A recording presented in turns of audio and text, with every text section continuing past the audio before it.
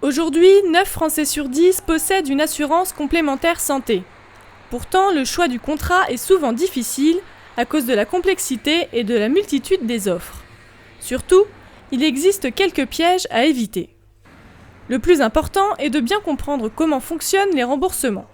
Le plus souvent, ils sont exprimés en pourcentage d'un tarif fixé par la Sécurité sociale, le fameux BRSSS ou TR, ou encore TC selon les contrats.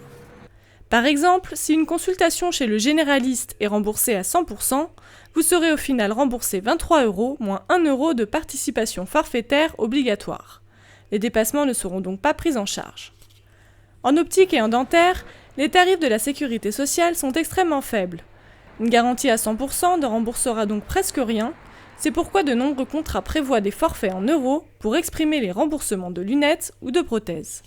Ensuite, c'est à vous d'évaluer vos besoins en garantie. En hospitalisation, par exemple, surveillez le remboursement du forfait journalier ou de la chambre particulière. Autre point essentiel, vérifiez bien que votre contrat vous prenne en charge, quel que soit votre état de santé. Pour des personnes qui connaissent des difficultés de santé, elles doivent être extrêmement vigilantes sur l'existence ou pas dans le contrat d'exclusion de garantie pour toutes les suites liées à leur pathologie antérieure. Puisque dans certains contrats va être exclue la prise en charge de remboursement par rapport à des pathologies dont on peut déjà être victime. D'autres exclusions sont à vérifier. Certains soins, comme les médecines douces ou certains médicaments considérés comme peu efficaces, peuvent ne pas être remboursés. Soyez également attentifs au délai de carence de votre contrat, c'est-à-dire une période pendant laquelle vos garanties ne s'appliquent pas. Cela peut vous poser problème si par exemple vous avez prévu une hospitalisation peu après la signature du contrat.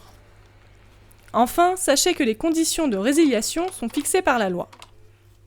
Un assuré peut tout à fait résilier son contrat au bout d'1 an, sachant que les complémentaires santé ont une obligation d'informer un peu avant la date anniversaire de chaque contrat la possibilité de résiliation pour les assurés sociaux. Sachant qu'un certain nombre de situations permettent aussi de résilier avant la date anniversaire. On peut penser par exemple aux salariés bénéficiant d'un contrat de groupe obligatoire dans le cadre de leur travail. Certaines complémentaires vous donnent accès à des réseaux de professionnels de santé.